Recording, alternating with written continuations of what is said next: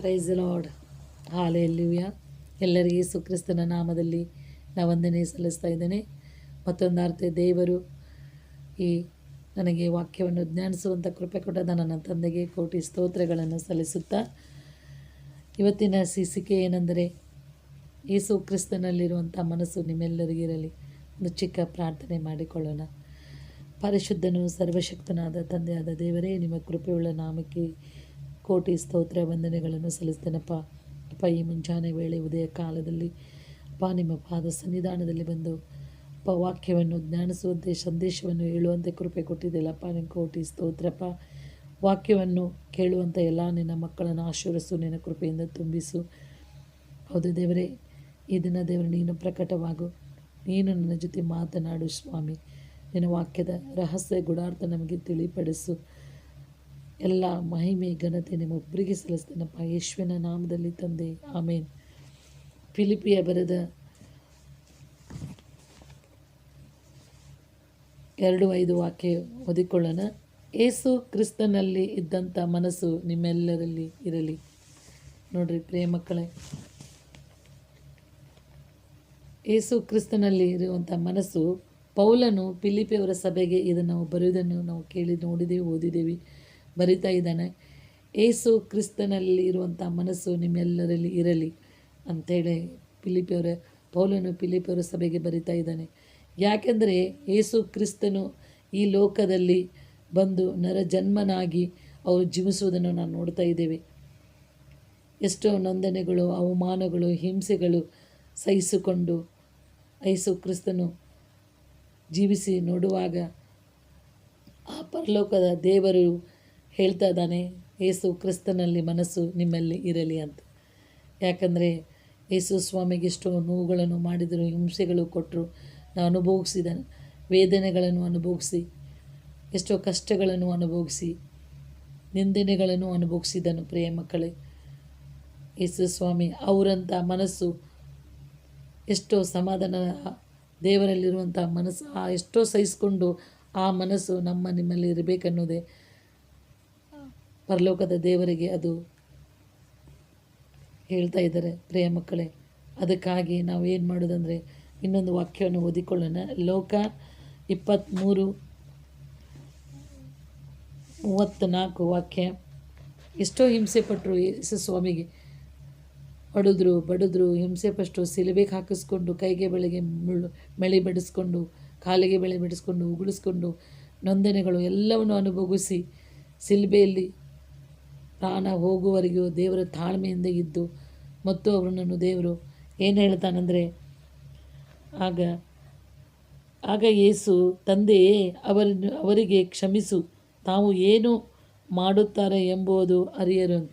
ನೋಡಿ ಪ್ರಿಯ ಮಕ್ಕಳೇ, ಎಷ್ಟು ಕಷ್ಟ ಕೊಡ್ತಾರ, ನೊಂದನೆ ಮಾಡ್ತಾರ, ಹಿಂಸೆ ಕೊಡ್ತಾರ, ಮಾರಿಗೆ ಉಗುಳ್ತಾರ, ಮುಳ್ಳಿನ ಕಿರೀಟ ಹಾಕ್ತಾ ಇದ್ದಾರೆ. ಅವೆಲ್ಲವನ್ನು ಸಹಿಸಿಕೊಂಡು ದೇವರು ಅವ್ರನ್ನನ್ನು ಕ್ಷಮಿಸು, ಅವರು ಏನು ಮಾಡ್ತಾರಂತ ಗೊತ್ತಿಲ್ಲ ಅಂತ ಹೇಳ್ತಾನೆ. ಪ್ರಿಯ ಮಕ್ಕಳೇ, ಅದಕ್ಕಾಗಿ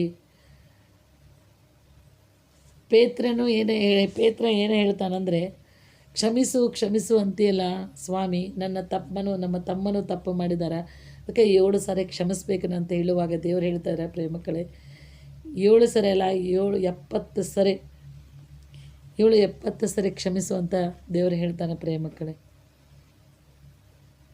ನಾವು ಇವತ್ತಿನ ದಿನ ನಾವು ಇತರರಿಗೆ ನಾವು ಕ್ಷಮಿಸ್ತೇವೆ, ನಾವು ಪ್ರೀತಿಸ್ತೇವೆ ಅನ್ನೋದು ನಮ್ಮನ್ನು ನಾವು ಪರೀಕ್ಷೆ ಮಾಡಿಕೊಳ್ಬೇಕು. ಪ್ರಿಯ ಮಕ್ಕಳೇ, ಹಾಲೆಲೂಯ. ದೇವರಿಗೆ ಏನು ಗೊತ್ತಾ, ನಮಗೇನು ಮಾಡ್ತಿದ್ದಾರೆ, ನಾವು ಕ್ಷಮಿಸುವ ಗುಣ ಇದ್ದರೆ ದೇವರ ಪರಲೋಕದಲ್ಲಿರುವಂಥ ದೇವರನ್ನೇ ನಮಗೆ ಕ್ಷಮಿಸುವಂಥ ಗುಣಗಳು ನಮಗೆ ಕೊಡ್ತಾ ಇದ್ದಾನೆ. ಪ್ರಿಯ ಮಕ್ಕಳೇ, ಹಾಲೆಲೂಯ. ನಾವು ಎಷ್ಟೋ ಜನರು ನಮಗೆ ಹಿಂಸೆ ಮಾಡಿದ್ರು ಅಂದರೂ ಅವ್ರುಗಳನ್ನ ನಾವು ಕ್ಷಮಿಸೋದೇ ಇಲ್ಲ. ನಾವೇ ಕ್ಷಮಿಸಬೇಕು.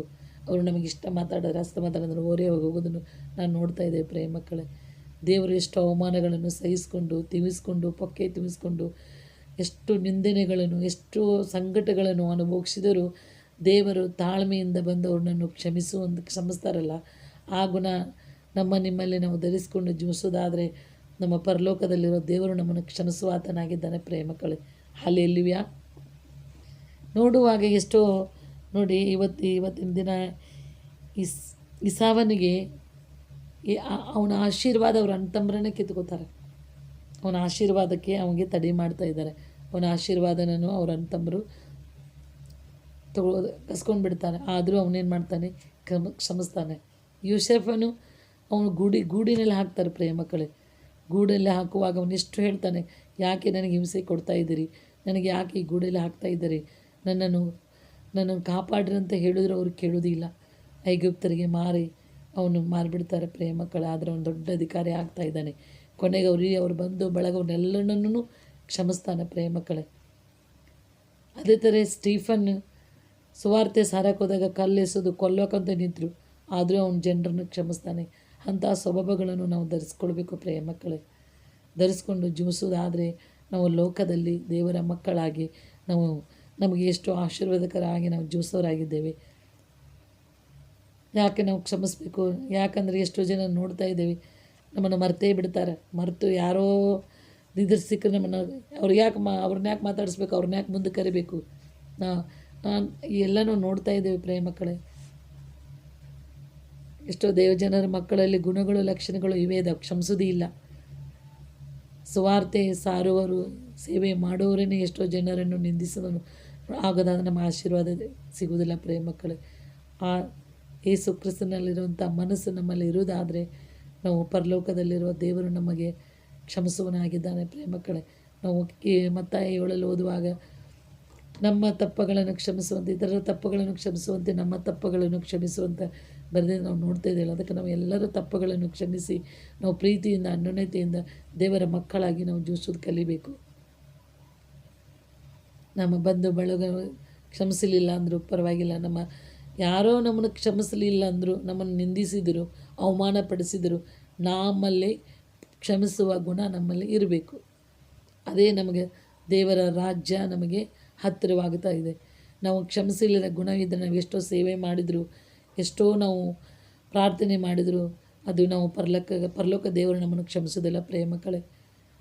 ನಾವು ಯಾರನ್ನೇ ಪ್ರೀತಿಸ್ತೇವೋ, ಯಾರು ನಾವು ಕ್ಷಮಿಸ್ತೇವೋ, ಯಾರನ್ನವ್ರನ್ನು ನಾವು ಅವರಿಗೆ ದೇವರ ಒಂದು ಸ್ವಭಾವಗಳನ್ನು ನಮ್ಮಲ್ಲಿ ಇಟ್ಟುಕೊಂಡು ಅವ್ರನ್ನೂ ನಾವು ಪ್ರೀತಿ ಮಾಡ್ತೇವೋ, ನಾವು ದೇವರು ನಮ್ಮನ್ನು ಕ್ಷಮಿಸ್ತಾನೆ. ಇಲ್ಲಾಂದರೆ ನಮಗೆ ಕ್ಷಮೆ ಇಲ್ಲ ಮಕ್ಕಳೇ. ಅದಕ್ಕಾಗಿ ನಾವೇನು ಮಾಡೋಣಂದರೆ ದೇವರ ಸ್ವಭಾವಗಳನ್ನು ಧರಿಸಿಕೊಂಡು ದೇವರ ಮಾರ್ಗದಲ್ಲಿ ನಾವು ನಡೆಯೋದಾದರೆ ದೇವರು ನಮ್ಮನ್ನು ಕ್ಷಮಿಸಿ ಉನ್ನತ ಸ್ಥಾನದಲ್ಲಿ ನಮ್ಮನ್ನು ಇಡ್ತಾನೆ ಮಕ್ಕಳೇ. ಅದಕ್ಕಾಗಿ ನಾವೆಲ್ಲರೂ ಕ್ಷಮಿಸುವ ಗುಣಗಳನ್ನು ಹೊಂದಿಕೊಂಡು ದೇವರ ರಾಜ್ಯಕ್ಕಾಗಿ ನೀತಿಗಾಗಿ ನಾವು ತವಕ ಪಡೋರಾಗಬೇಕು. ದೇವರ ಶುಭವಾರ್ತವನ್ನು ಸಾರುವುದಾದರೆ ನಮ್ಮಲ್ಲಿ ನಡವಳಿಕೆ, ನಮ್ಮಲ್ಲಿ ಗುಣಗಳು ಲಕ್ಷಣಗಳು ಸರಿ ಇದ್ದರೆ ಮಾತ್ರ ಅದು ಆಶೀರ್ವಾದಕರವಾಗ್ತದೆ. ಇನ್ನೊಬ್ಬರು ಆಶೀರ್ವಾದ ಹೊಂದುತ್ತಾರೆ. ನಮ್ಮಲ್ಲಿರುವಂಥ ನಡವಳಿಕೆಗಳು ಇನ್ನೊಬ್ಬರು ನಾವು ಕ್ಷಮಿಸಲಿಲ್ಲ ಸುವಾರ್ತೆ ಹೇಳಿ ಅವ್ರನ್ನ ನಾವು ಆತ್ಮಗಳು ಗೆಲ್ಲಕ್ಕೂ ಸಾಧ್ಯ ಇಲ್ಲ. ಯಾಕಂದರೆ ದೇವರು ಏನಾಗಿದ್ದಾರೆ ಅಂದರೆ ಒಂದು ದ್ರಾಕ್ಷೆ ಬಳ್ಳೆ ತೋಟಗಾರನು. ನಾವು ಬರೀ ಕೊಂಬೆಗಳಾಗಬೇಕು, ಕೊಂಬೆಗಳಾಗಿ ಫಲ ಕೊಟ್ಟು ಆ ಗುಣಗಳು ನಮ್ಮಲ್ಲಿ ಇರಬೇಕು. ಆ ಫಲಭರಿತರಾಗಿ ನಾವು ಜೀವಿಸೋದಾದರೆ ನಾವು ದೇವರು ನಮ್ಮನ್ನು ಕ್ಷಮಿಸಿ ನಮ್ಮನ್ನು ಆಶೀರ್ವದಿಸ್ತಾನೆ ಮಕ್ಕಳೇ. ಅದಕ್ಕಾಗಿ ನಾವು ದೇವರ ಸ್ವಭಾವಗಳನ್ನು ಧರಿಸಿಕೊಂಡು ದೇವರ ಒಂದು ಮಕ್ಕಳಾಗಿ ನಾವು ಅನ್ಯೋನ್ಯತೆಯಿಂದ ನಾವು ಇರೋದಾದರೆ ನಾವು ಆಶೀರ್ವಾದ ಹೊಂದುತ್ತೇವೆ. ಯಾವುದು ನಮಗೆ ಕೇಡು ಆಗುವುದಿಲ್ಲ.